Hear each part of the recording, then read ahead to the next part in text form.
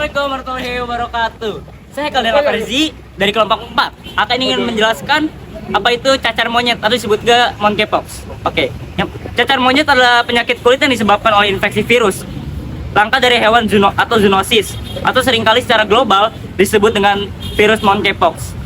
Penyebutan cacar monyet sendiri bukan tanpa alasan. Hal ini dikarenakan monyet merupakan inang utama dari virus monkeypox. Dan materi selanjutnya akan dibacakan oleh teman saya, yaitu Adi Prabu Wicaksana. Assalamualaikum warahmatullahi wabarakatuh. Halo semuanya, nama saya Adi Prabu Wicaksana dari kelompok 4 biologi. Di sini saya akan menjelaskan cara penyebaran monkeypox ataupun cacar monyet. Baik, yang pertama, cacar monyet bisa menular melalui cairan pernafasan, bisul ataupun luka. Nah, yang seperti itu mereka menyebar melalui droplet. Untuk batuk sendiri, ada etika yang baik ketika batuk ya guys. Contohnya, kalian bisa batuk seperti ini, ataupun menutupi mulut kalian saat ingin batuk. Meskipun begitu, WHO juga mengatakan diperlukan penelitian lanjutan untuk konfirmasi penularan virus monkeypox melalui udara. Umumnya, cacar monyet menular ketika bersentuhan dengan luka pada tubuh penderita. Baik, selanjutnya akan dilanjutkan oleh Rafansyah dari kelompok saya. Warahmatullahi wabarakatuh. Perkenalkan, nama saya Rafansyah Ibrahim dari kelompok biologi 4. Di sini saya akan menjelaskan tentang cara pencegahan monkeypox. Dengan caranya itu adalah memisahkan pasien yang terinfeksi dari orang lain yang mungkin beresiko terinfeksi. Lakukan cuci tangan yang baik dan benar setelah kontak dengan hewan atau manusia. Gunakan alat pelindung saat merawat pasien yang terinfeksi dan memasak daging dengan matang. Mungkin materi selanjutnya akan diberikan oleh Naraya. Mata Biru dari kelompok 4 akan menjelaskan bagaimana ciri-ciri orang yang terdampak monkeypox atau cacar monyet. Yang pertama, orang yang terdampak monkeypox akan mengalami demam yang sangat tinggi, lalu nyeri punggung, persendian akan sakit, lalu mengalami cacar atau benjolan di sekitar punggung atau sekitar badan. Terima kasih. Akan dilanjut oleh kedua teman saya, yaitu Marsha dan Amira. Saya Amira Lunasal Halawiyah. Perkenalkan, nama saya Marsha Rizky. Jadi di sini saya akan menjelaskan sejarah cacar monyet atau bisa disebut dengan monkeypox. Cacar monyet atau monkeypox pertama kali ditemukan pada tahun 1958. Pada saat itu ditemukan wabah penyakit BCK yang menyerang koloni monyet dan dipelihara untuk penelitian. Hal tersebut yang menyebabkan penyakit ini disebut sebagai cacar monyet atau monkeypox. Solusi dari penyakit cacar monyet ini sebenarnya tidak ada. Jadi kita hanya bisa menunggu virus tersebut mati di dalam tubuh yang terjangkit, lalu mencegah agar virus tersebut tidak masuk ke dalam tubuh manusia.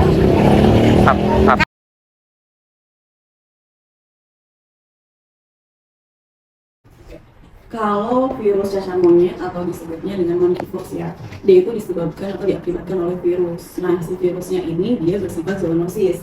Zoonosis itu ditularkan dari hewan ke manusia, gitu. Nah, kenapa disebut cacar monyet? Karena dulu sejarahnya tahun 1958 kalau nggak salah itu di Denmark ada dua kasus terinfeksi, tapi itu di kera ya, terinfeksinya di kera. Itu makanya kenapa disebut dengan cacar monyet atau monkeypox gitu. Itu hewan si kera itu hewan penelitian gitu. Jadi bagaimana cacar monyet atau monkeypox ini bisa terjangkit manusia gitu? Apakah si virus ini berevolusi atau bagaimana? Bukan berevolusi ya, dia sifatnya menularkan. Jadi ketika si monkeypox ini atau si virus ini dia menjangkit hewan pengerat biasanya. Nah itu kan biasanya pada tadi ya contohnya kera, atau misalnya pada tikus, atau misalnya pada tupai. Nah dia itu menularkan melalui gigitan, cakaran, atau misalnya si hewan tersebut yang dimasak. Ya, jadi hewan yang terkontaminasi ya, misalnya dimasak dimakan itu bisa menularkan gitu.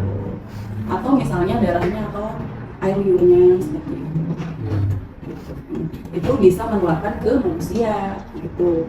Dari situ misalnya manusia juga bisa menularkan ke manusia juga gitu, salah satunya. Nah itu tadi droplet itu. Atau misalnya Adi nih terkontaminasi virus tersebut, ketika ada terkontaminasi virus itu, kita tuh yang teman-teman atau di lingkungan tidak boleh kontak langsung dengan anjing gitu, karena penularannya bisa dari tadi darah, air liur, atau misalnya minum bareng nih 1 gelas itu bisa menularkan juga. Atau misalnya kan kalau si monkeypox itu tanda gejalanya salah satunya itu ada ruam atau lesi ya sebelumnya. Nah itu bisa menularkan lewat situ ketika ada kan koreng ya, sebenarnya koreng. Nanti si koreng itu tuh kalau kita kontak langsung itu menularkan dari si lesi. Terus kalau misalnya donor darah gitu, itu bisa kena juga kalau misalnya donor darah sama yang kena monkeypox? Bisa. Yang pertama kan itu bisa dari apa namanya, kontak langsung ya, kontak langsung, dan dari darah juga itu bisa menyebabkan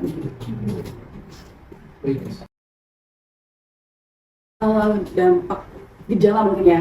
Kalau gejala dari monkeypox itu jadi gini ceritanya ya, kalau si virus ini dia virus atau bakteri ketika masuk ke tubuh manusia itu disebutnya masa inkubasi. Masa inkubasi itu saat masuknya virus sampai dia menimbulkan gejala. Nah itu waktunya bisa sampai 5 sampai 12 hari. 5 sampai 12 hari itu bisa inkubasi. Nah kemudian muncullah baru gejala, biasanya kayak demam, gejalanya ya sakit kepala, sakit punggung, terus timbul apa pembesaran kelenjar getah bening ya, itu bisa di leher, di ketiak atau di selangkangan gitu. Nah setelah itu barulah dia timbul fase erupsi namanya. Fase erupsi itu muncul merah di wajah pertamanya muncul merah di wajah, baru nanti menyebar ke seluruh tubuh. Nah merah-merahnya itu dari mulai merah sampai dia melepuh, sampai dia timbul cairan bening sampai nanah gitu, kemudian mengeras dan terus nanti pecah nih. Nah pas pecah itu nanti dia kering, baru dia rontok lah, dia hilang gitu ya. Nah itu namanya fase erupsi. Fase erupsi itu yang sangat menularkan. Makanya itu ketika terkena itu memang harus diisolasi gitu, nggak boleh kontak dengan lingkungan sekitar. Kalau pencegahan sebenarnya si monkeypox itu dia self-limiting disease namanya. Self-limiting disease itu dia bisa sembuh dengan sendirinya, kecuali dia punya penyakit pemberat lain nih, biasanya bisa memberat sampai timbul komplikasi. Tapi kalau misalnya tidak, itu dia bisa sembuh sendirinya gitu. Nah sebenarnya tidak ada pengobatan khusus untuk si monkeypox ini gitu. Pengobatannya hanya mengurangi gejala-gejala yang dikeluhkan dan terapi suportif lainnya atau pendukung lainnya. Nah, pencegahannya bisa dengan PHBS. Kita yang tahu ya, PHBS itu perilaku hidup bersih dan sehat. Contohnya cuci tangan dengan sabun. Kalau dengan kasus ini misalnya nggak boleh makan bareng, terus dalam satu piring atau satu gelas barengnya, terus nggak boleh kontak langsung yang jabatan tangan ketika dia sedang fase erupsi kayak gitu. Pokoknya kayak kalau misalnya dia batuk atau bersin, itu harus dipakai etika batuk dan bersinnya. Tahu nggak etika batuk dan bersin? Ketika kita batuk dan bersin, mungkin kalau orang terinfeksi juga harus diterapkan ya, misalnya batuk dan bersin harus ya, gitu.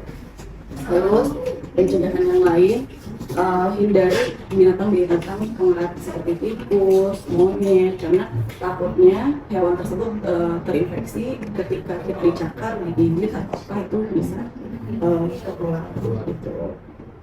Paling gitu sih kalau pencegahannya, lebih menghindari hal tersebut dan menghindari makan makanan hewan-hewan liar, biasanya hewan-hewan buruan kayak gitu, karena kita nggak tahu dia terkontaminasi virus tersebut atau tidak.